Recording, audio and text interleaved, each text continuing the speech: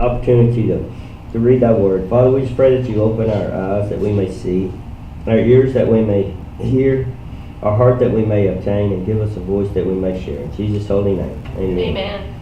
All righty. Like I said, this is the last of the series for this month on breast cancer awareness, but I don't know if any of you watched the World Series last night, but it was pretty awesome where they all stood up and they have a moment in the seventh inning where they all hold a sign where I stand up for whoever's facing cancer. And everyone there had a sign either for someone or for someone in their lives, someone just for anyone, some of them said. Anyway, it was just moving. It just think about all the people's lives that are touched by it and just all the things that we still need to do for it. But just pray for those that are fighting breast cancer and other types of cancers, but also, we need to pray for the families thereof. So yes. I'm going to start with verse 25. We've been going over Proverbs 31 today. I'm going to kind of give you a little insight on it. Starting with verse 25, 31, 25. It says, "The strength and honor are her clothing, and she shall rejoice in the time to come. She opened her mouth with wisdom, and her tongue is in is the law of kindness. She looketh well to the ways of her household, and eateth not the bread of the idleness. Her children rise up and call her blessed, her husband also, and her praiseth her." Amen. Forgive me for that.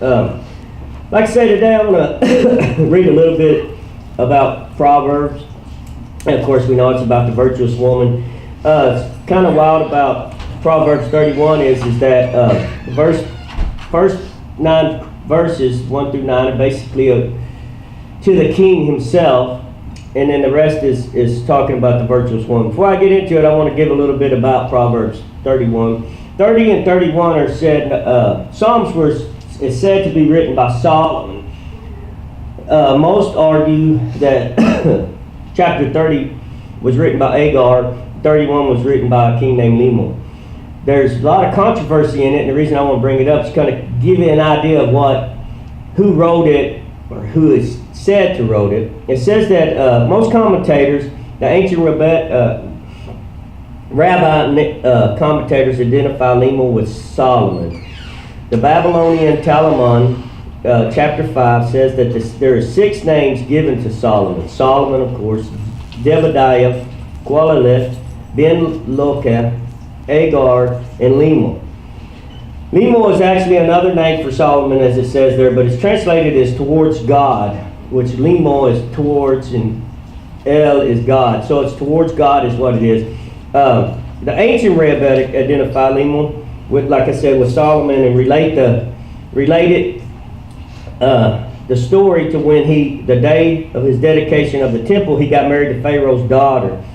Said that he drank too much at the wedding feast and slept until the 4th hour of the next day with the keys of the kingdom, the temple, under his pillow. So nobody could go to the temple because he was all drunk up, laid up.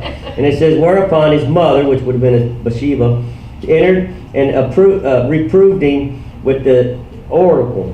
And Bathsheba owned armor with Solomon's father, as we know. Anyway, it says, in other words, she came in and griped at him.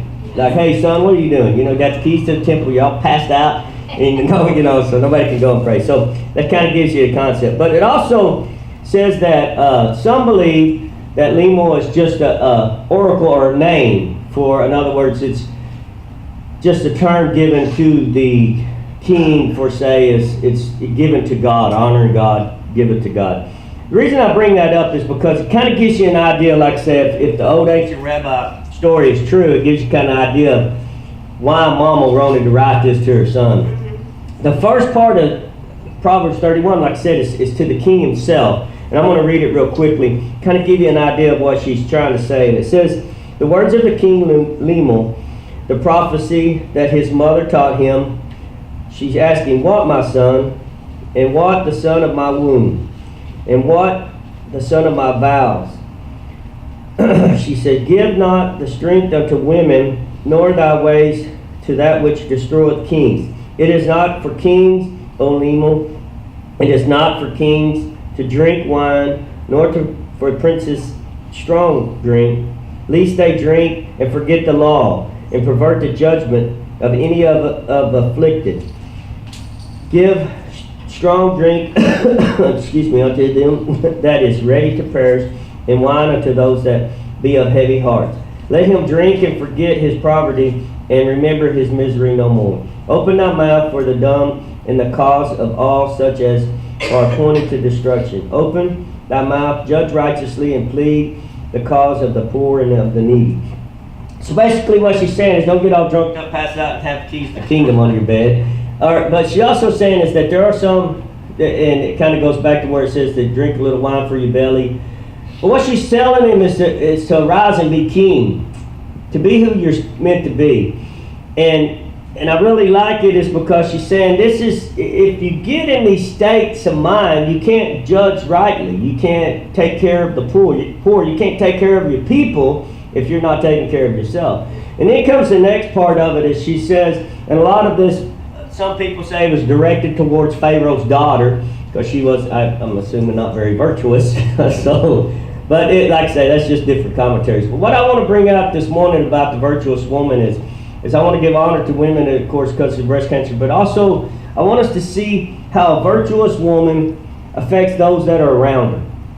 But not just that, I want us to look at this as Christianity in a sense too, as virtuous as we should be, as what type of people and how our virtue or our strength affects other people. Because in a sense, what she's saying here is mom's writing to him saying, hey son, this is what type of woman you need. This is what's going to make you the man you need to be. In a sense, if we look at it as a Christianity, we say this is what type of Christians we want to make to be, so we can make the church what it needs to be and people can see who Christ really is. I'm going to change the screen a little bit real fast. Give me a second.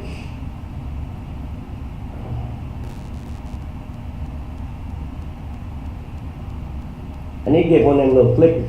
Yeah. All right, I need to get somebody to do it for me. Anyway, these are all the definitions of virtue. Okay? So, when we look at virtue, we look at, most of us think of, just moral or honorable type people, which is the truth in it, but it also it's the concept of, well, let me get to the scripture and then I'll get to that. I'm kind of getting ahead of myself. So it says in verse 10, starting in verse 10, that the mother's asking, who can find a virtuous woman, for her price is far above rubies. The heart of her husband doeth safely trust in her, so that he shall have no need of spoil. She will do him good and not evil all the days of her life. She seeketh wool and flax, and worketh willingly with her hands. She is like the merchant's ships. She bringeth her food from afar. She riseth also while it is yet night, and giveth meat to her household, and a portion to her maidens. She considereth a field, and buyeth it. With the fruit of her hands she planteth a vineyard. She girdeth her loins with strength, and strengthened her arms. She perceiveth that her merchandise is good. That her merchandise is good. Her candle goeth not out by night. She layeth her hands to the spindle, and her hands hold the staff. She stretcheth out her hand to the poor, yea, she reacheth forth her hands to the needy. She is not afraid of the snow for her household. For all her household are clothed with scarlet. She maketh herself covering of tapestry. Her clothing is silk and purple. Her husband is known in the gates, when he sitteth among the elders of the land. She maketh fine linen, and selleth it, and delivereth girdles unto the merchant. Strength and honor are her clothing, and she shall rejoice in the time to come. She opened her mouth with wisdom, and her tongue is the law of the kindness. She looketh well to the ways of her household, and eateth not the bread of idols. Her children arise up and call her blessed, her husband also, and he praiseth her. Many daughters have done virtuously, but thou excellence them all. Favor is deceitful, and beauty is vain, but a woman that feareth the Lord she shall be praised. Give her of the fruit of her hands, and let her own works praise her in the gates. Amen. Now, when you read that, there's a lot of stuff kind of thrown at you about it, and I want to touch base on just a couple of them. The first thing is she's asking, who can find a virtuous woman? Who can actually, is there really one out there? Is there someone worthy of a king, for example? And then she kind of breaks it down Solomon breaks it down as the oracle of his mother is what it would be, what it would mean to be a virtuous woman. These are the things that you should do to become virtuous. And I want us to look at a couple issues on here that really draws you to what virtue is. Now, like I said, there's so many different meanings. It's behavior shown by high moral standards, a quality considered morally good or desirable in a person, quality or power, mainly in strength or courage, but mainly valor. And in this, a lot of it's referred back to a soldier's valor, its strength and honor of it. As we read the qualities of virtue, I want us to look at our own qualities. I want us to look at where we stand as Christian and how we stand towards people. And a lot of it, when you read down, you see a lot of it is for other people.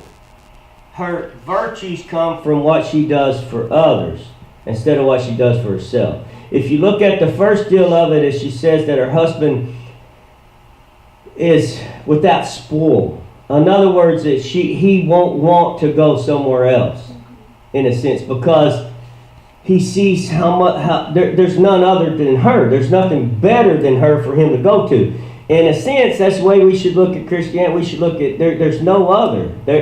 People should not want to go find other ways to heal their pain, to whatever needs they need to be met should be met in the church. They should see the church as that's the place I need to go to get my help. And that's, in a sense, that's what she's saying in verse 11 is there should be a virtuous woman enough to where the husband has said, there's nothing greater than what I have. I don't need anything else. And that's what we need people to see in the church. That's what people need to see from us is I don't need anything else. I don't need any other gods. I don't need any other idols. I need what you show me. This is the place I need to be, in a sense. And that's what she's in verse 11 is I get out of it. I see that's what he's saying is there's nothing better. Why would I go? Why would I go anywhere else? Because I have the best. In a sense, that's what we need to show in our gifts, in our giving, in our helping, is that them see there's no other place we need to go except to the Lord, to Jesus. So anyway, when we see this, we see the qualities. And so the most thing that I want us to get out of this is like I said, she's always giving back. So, like I said in verse 11, it says, the heart of her husband doeth safely trust in her, so that he shall have no need of spoil. So in other words, you don't need to go anywhere else. It says that she will do him good and not evil all the days of her life. She seeketh wool and flax, and worketh willingly with her hands. She is like a merchant ship. She will bring her food from afar. She riseth also while it is yet night, and giveth meat to her household, and portions to her maidens. She considereth the field, and buyeth with the fruit of her hands, and she planteth a vineyard. Now, when we think about that, I want you to look at that. She works hard, but look at who she gives it back to. I want us to look real quickly. It says she seeketh wool and flax, and she worketh willingly with her hands. She is like the merchant ship. She has to go afar to get something. And she riseth also while it is yet night, and giveth meat unto her household, and a portion to her maidens. So she not only helps who is immediate, who's in need, but she helps her maidens too. So let's look at that as a church. We not only help our church out, we help them need. We help those that are in need, the maidens, the handmaid. We need the city. The Bible teaches us that first we give back to the church. Yes, we should help those members. But then once that is taken care of, that need is met, then we help those that are outside, and then it goes from the city to on and on and on and on. You know, we and not to knock it, but we worry so much about what's going on overseas and who we're going to help over there, and we have people dying and starving to death in our own city, some in our own churches. And so she's saying, what it's saying here is that a virtuous woman, someone that is strong in courage and morality, is going to take care of her household. Yes. And then she's going to be wise enough to see a plot of land, buy that land, but not only sit on the land, but plant a vineyard. So the same with the church. We don't want to just sit on what we have. And I've said this many times, is we have something that is so great, that was given to us, that was bought by a price. Now it is our deal to go plant something, let it grow. In a sense, and like I said, I'm taking this to where we can see that how it applies into the church. Her virtue, her strength, we have to see that's a virtuous woman. So wouldn't that be a virtuous church? Wouldn't that be a virtual Christian? We have to see God give us this. And then we do this with it. And we not only help, and sometimes we have to go afar to get the meat, to go to the merchants to get the feed to deal. We have to do things that are outside of our comfort zone, to do things to help the people. That's what he's saying. That's what she's saying. A virtuous woman would want to do that for you. She would want to do, a church would want to do that for the people. And that's what God is telling us in this, is he's saying, hey, this is to the church. This is who we need to be. This is who we need to be. This is what we're supposed to be. And so as we read, like I said, so in 15 she says, she riseth also while it is yet night, and giveth meat to her household, and a portion to her maidens. She considereth the field and buyeth. With the fruit of her hands she planteth in a vineyard. And I love this part. She girdeth up her loins with strength, and strength in her arms. She perceiveth that her merchants is good. Her candle goeth not out by night, and she layeth her hands to the spindle, and her hands hold the staff. Now, I really like this, and I'm going to click something. I'm going to show you something real fast.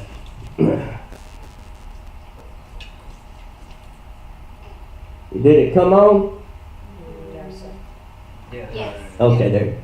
Now, that's what it's called girting up, okay? Now, when we read this and we think about a woman, and because all of them wore tunics like this. Anyway, so as you see how they do it, and then they're ready. So what that basically means is that you put on your big girl pants. You get ready because something's fixing. She's taking action. Yeah. She's taking action in what it is, and I love this. It's just so awesome. And she's worked so hard, and she works hard, and she works, and then all of a sudden it's just she girded up her loins with strength. And strengthen her arm. She's ready. And that's what he's telling us. Get ready. Pull up in big girl pants.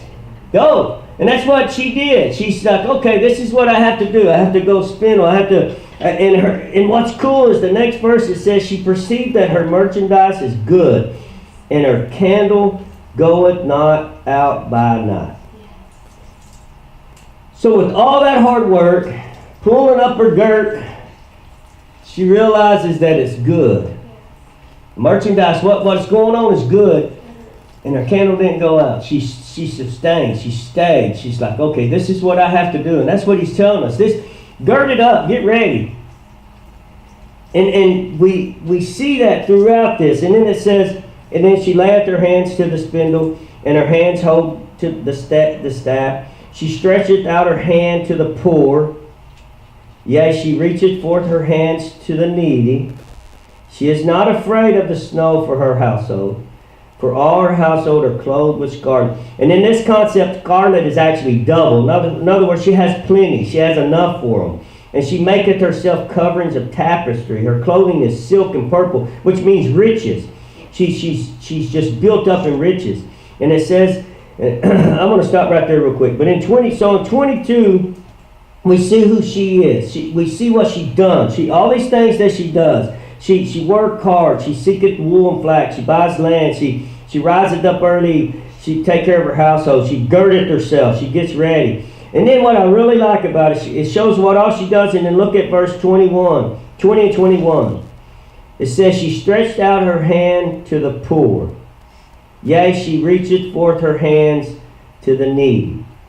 She is not afraid of the snow for her household can clothe with scarlet. In other words, they're prepared. They're set.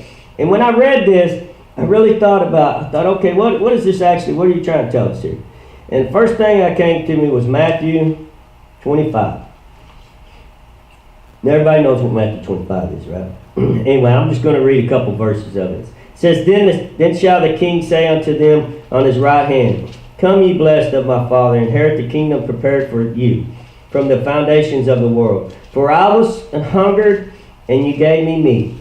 I was thirsty, and you gave me drink. I was a stranger, and you took me in. Naked, ye clothed me. I was sick, ye visited me. I was in prison, and ye came unto me. Now, I know this is a stretch, but that verse 20 is that verse Matthew 25. Because that's what she's saying. She did all this hard work, and then what did she do next?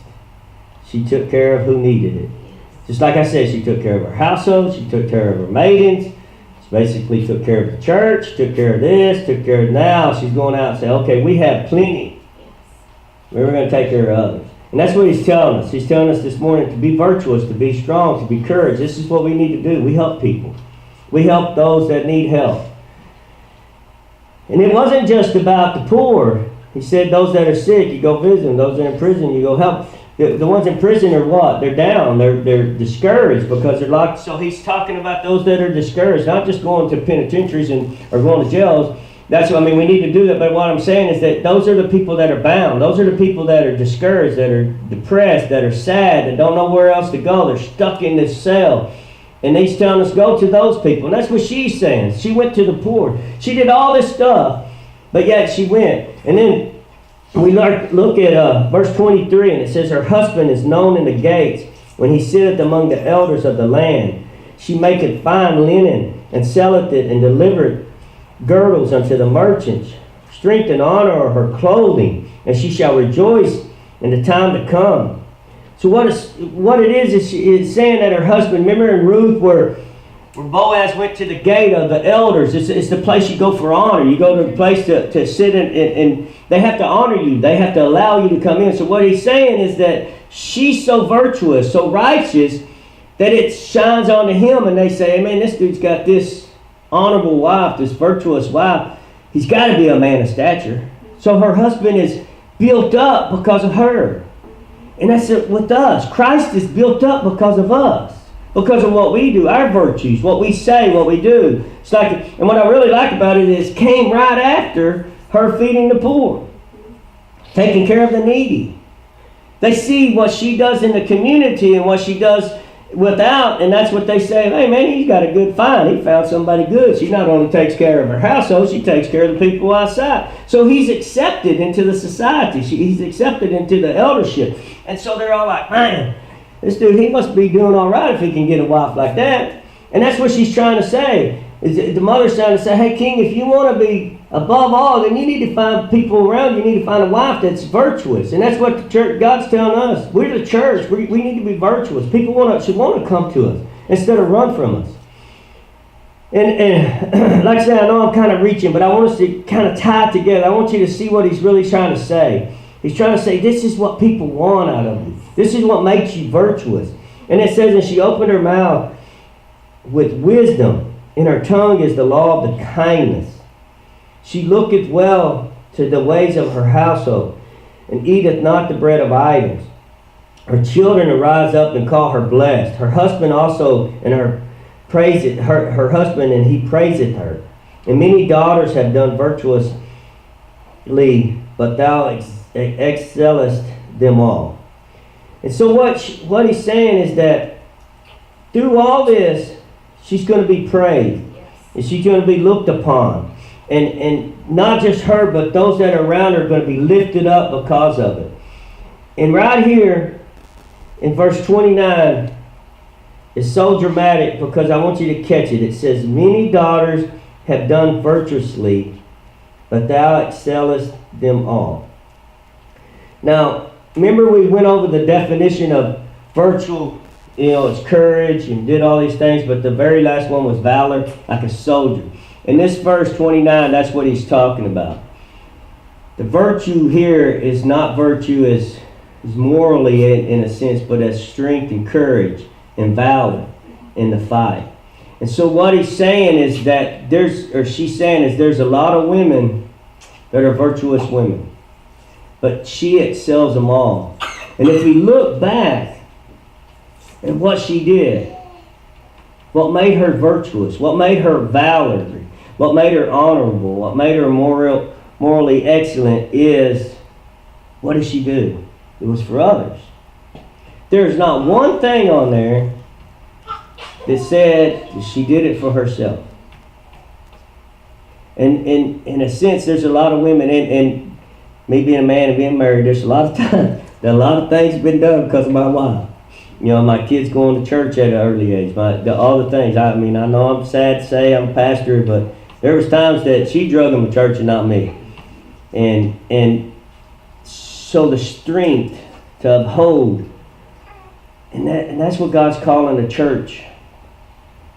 He's really calling us to be that. Because there's so many churches out there. You know, and we hear it all the time. Oh, well, this church, man, it's, you know, it's 20,000 people, 12,000 people, whatever. But they don't teach the Word of God.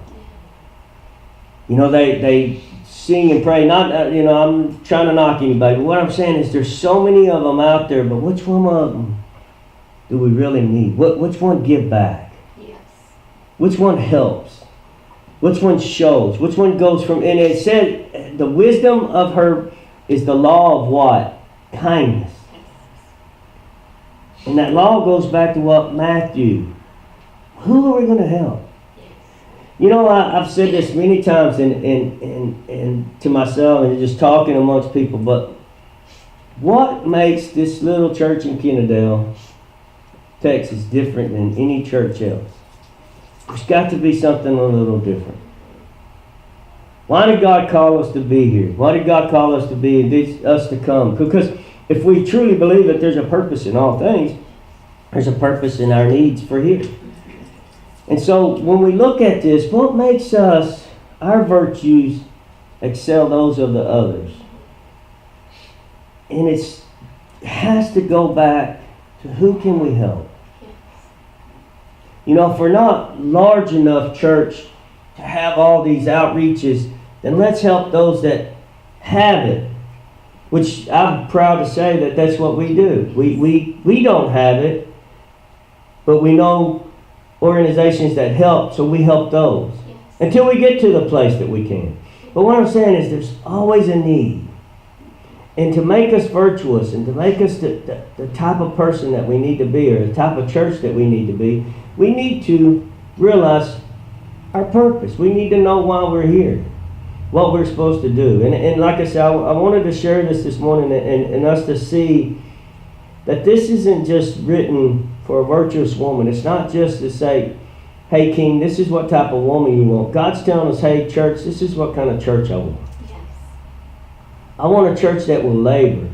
I want a church that if you have to go far to get the merchants, if you have to do this, and then it always goes back to helping the household. Everything she does, everything that's about this virtuous woman is giving to someone else. It has nothing to do with her. And what's really wild is the first thing that it starts off with is that the heart, it says that who can find a virtuous woman, for her price is far above rubies.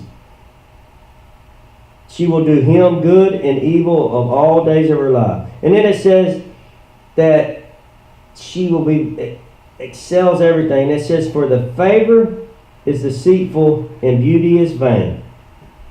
But a woman that feareth the Lord, she shall be praised. Give her of the fruit of her hands, and let her own works praise her in the gates.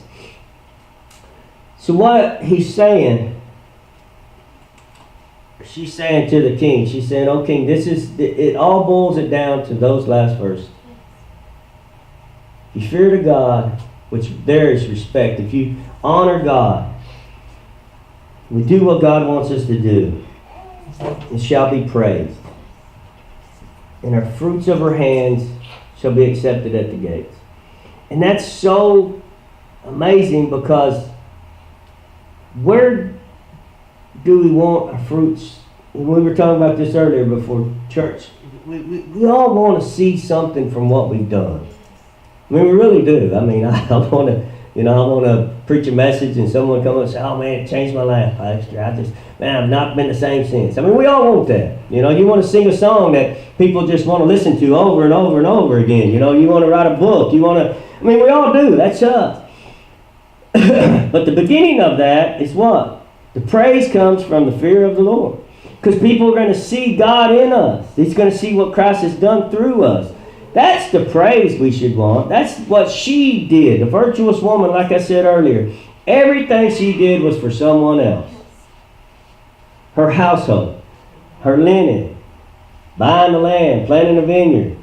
All that was for someone else. That's what he's telling us. We're here for someone else because we're saved.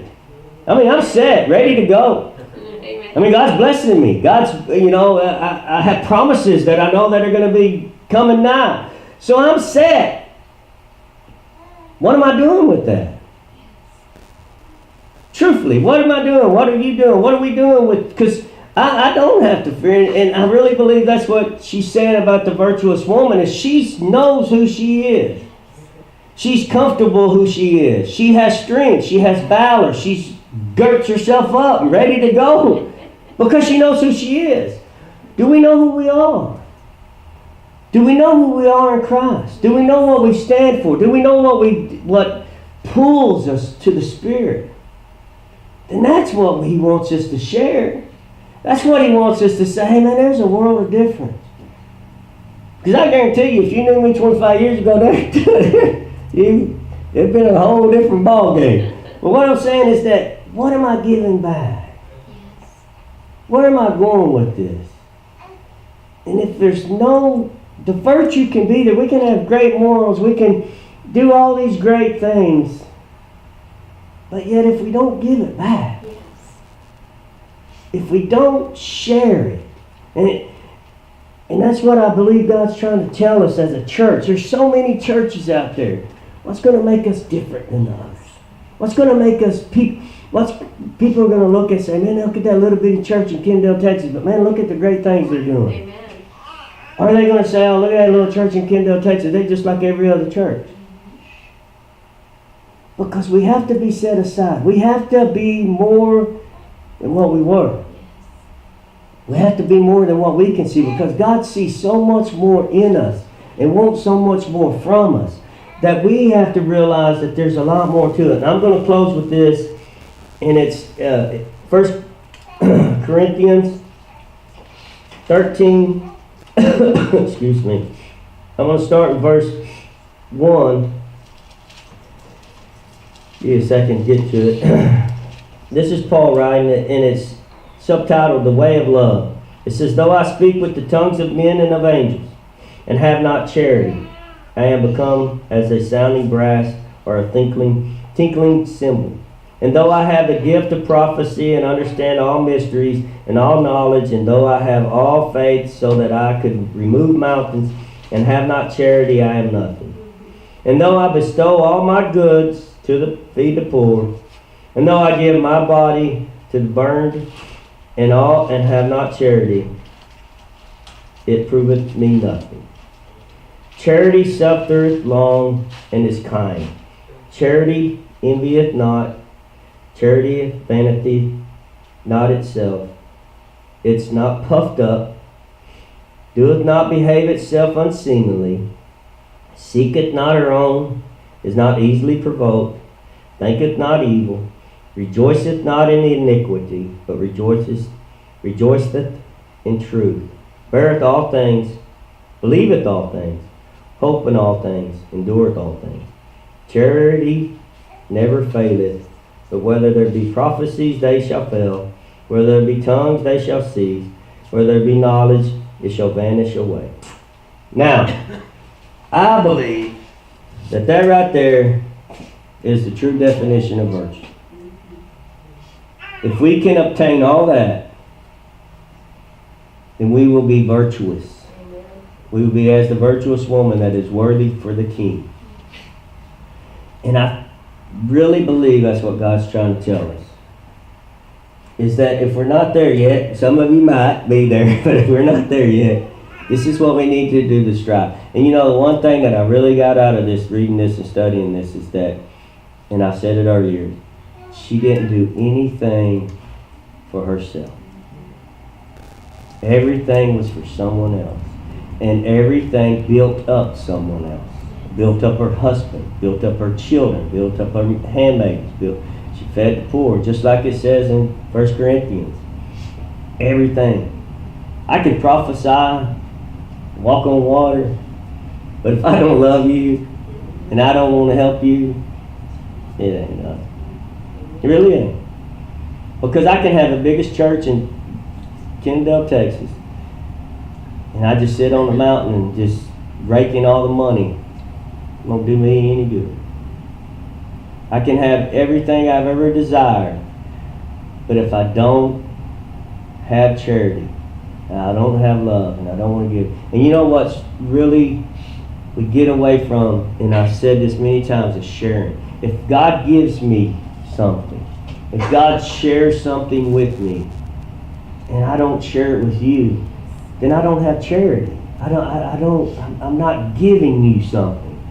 Sometimes it may be knowledge. Sometimes it may be the word. Some days it may just be a testimony of what God gave me, what God did for me. I share that with you. It might be what helps you out. And that's what he's saying. There's more to this than just saying, I'm a Christian. It really is. It's more to me than just saying, oh, I'm a pastor of a little church in Kennedale, Texas. There's a lot more to it. And that's what he's asking us this morning. Are you ready? Are you ready to do this? That's what he's asking us this morning. And he's asking me, are you ready to gird it up, tie it off, and take off? That's what he's doing right here. He's pulling it up, tying it off, and taking off. And that's what he's asking us this morning. I'm ready. I mean, I might have been slacking, but I'm ready. Because God wants us to move. And when we move, he moves. We sit still, he sits still. And just like he told them in the beginning, I can raise up the rocks to praise him. Amen, that's right. And I don't want a rock to replace me. I really don't. So that's how I'm going to close with that. And like I said, I hope you enjoyed it. I hope y'all got a blessing out of it. If you have any prayer requests, please come forward. I know it was short and sweet.